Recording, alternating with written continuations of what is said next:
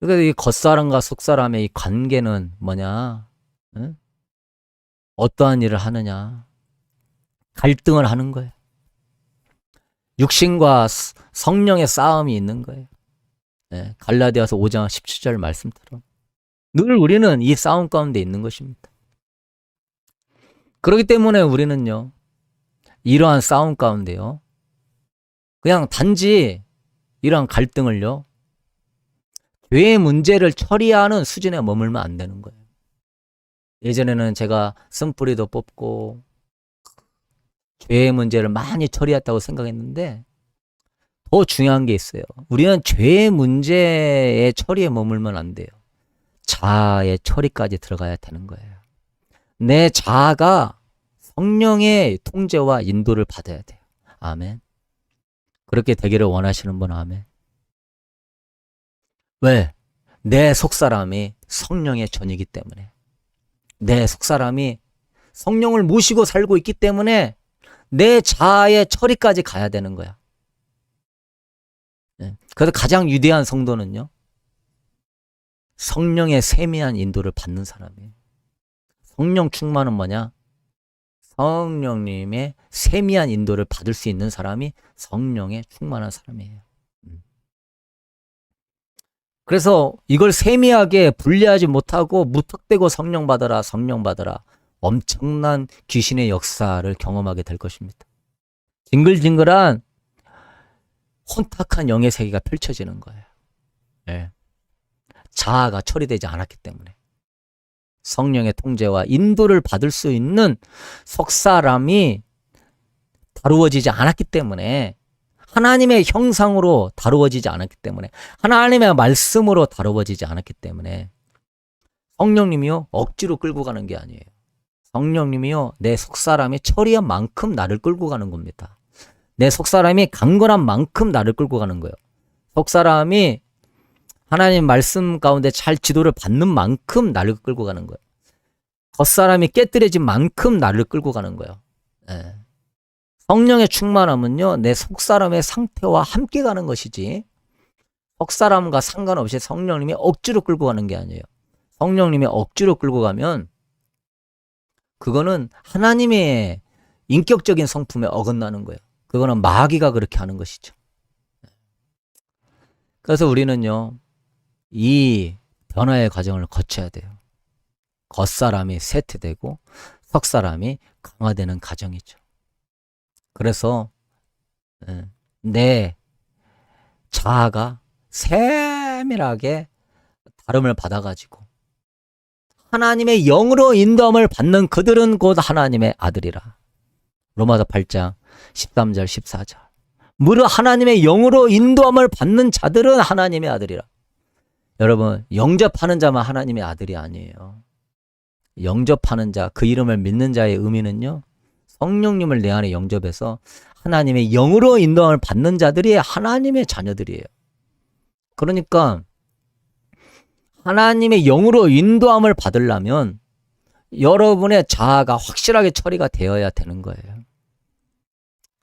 우리가 정말 처리하기 어려운 자아가 선한 자아예요. 선한 뜻이에요. 하나님을 위한 뜻이고 선한 뜻이고 선한 자아고, 그러나 이 미묘한 활동 가운데도요, 바리새인의 엄청난 길이 있어요.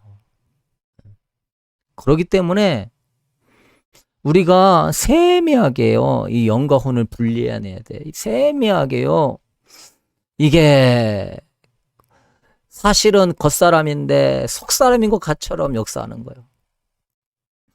이게 사실은 겉사람인데 속사람처럼 역사하는 것들을 분리해내야 돼요. 참 그건 어렵죠. 영적인 것 같은데 알고 보니까 육신적인 거야. 주님을 위한 것 같은데 알고 보니까 나를 위한 거야. 이러한 속사람인 것 같은데 겉사람의 역사들, 하나님의 일인 것 같은데 내 일인 역사들, 이런 것들을요 희미하게 분리해낼 수 있는 사람, 위대한 하나님의 사람입니다. 아멘. 저도 지금 그거 훈련하고 있는 거예요.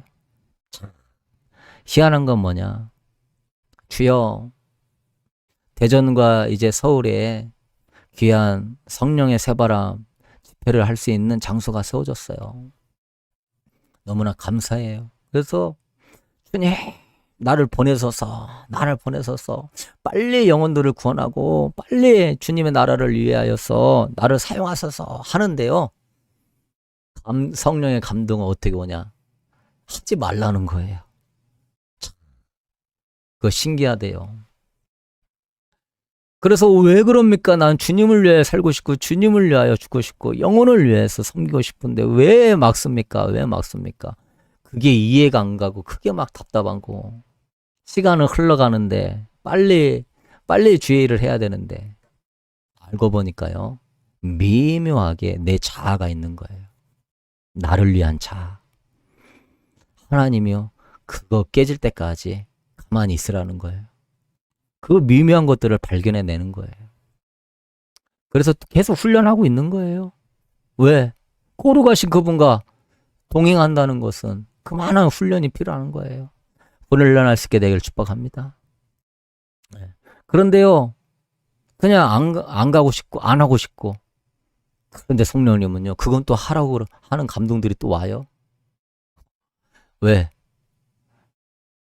나는 성령의 사람이니까. 나는 내가 주인이 아니니까. 성령님이 이끄는 삶을 살아야 되는 것이니까. 여러분, 다음 시간에 그 부분에 대해서 더 은혜 나누고자 원합니다. 사랑하는 성도 여러분, 여러분 여기서 훈련 받고요. 이러한 것들을 가르쳐주고 알려줄 수 있게 되길 바랍니다. 불로 한다고 성령 충만 받으라고 되는 게 아니고 반드시 겉사람을 깨뜨리는 회개와 축사와 돌이킴의 역사가 들어가야 된다. 아멘. 그래서 성령의 역사는요, 회개와 축사와 돌이킴의 역사가 분명히 있어요. 왜? 겉사람을 깨뜨려야 속사람이 역사하기 때문에. 믿습니까? 회개와 축사와 돌이킴이 없으면은요, 그건 진짜 성령의 역사라고 볼 수 없어요. 성령님은요, 겉사람을 깨뜨려야 역사하는데, 믿으십니까? 우리는 이러한 변화의 과정을 거쳐 가야 돼요. 겉사람이 쇠퇴되고 속사람이 강화되는 이런 과정의 훈련을 가져가야 되는 겁니다. 그러는 가운데 우리는 이제 성장하는 것이죠. 속사람이 강해지면서 겉사람의 영향을 줄여 나가는 것이죠. 이런 것들이 이 겉사람의 영향이요, 성령의 음성을 가로막아요. 성령의 일을 가로막아요. 성령의 역사를 가로막아요. 그러니까 이런 겉사람이 강한 사람들은요, 성령의 역사를 분별하지 못하니까 조금만 이상한 현상이 보이면은 이상하다, 이단 아닌가? 그러면서 마음의 문을 닫고 판단하고 정죄하고. 겉사람이 강한 사람이 이제 바리새인들이었거든요. 그런 사람이요, 목회자일 수 있고 선교사일 수 있고 장로들일 수 있고요, 오래 신앙생활을 한 사람일 수 있어요. 왜? 겉사람의 수준으로 신앙생활을 해가지고 나도 모르게 바리새인 돼가고 있는 것이죠. 겉사람을 깨뜨려야 되는데 남이 보이기에 좋아 보이는 그러한 신앙생활. 그러니까 예수님이 증오했던 게 바리새인인데, 그런 사람한테 인정받고 대접받고 막 학벌과 인기와 뭐가 어쩌고 저쩌고 이러한 것들로 포장한 사람들. 그래서 그런 사람들이 오히려 예수님을 십자가에 못 박아 죽였던 것처럼 지금의 성령의 역사를 가로막는 엄청난 장애물이 되는 것이죠. 그래서 이런 사람들이 집회에 오게 되면은요, 그냥 2단인가 뭐 3단인가 이상하다, 뭐한다 하면서 판단하면서 성령의 이 불을 끄게 되는 것입니다. 성령의 새바람의 역사를 막는 것입니다. 그래서 여러분, 정말 이런 부분에 주의가 필요해요.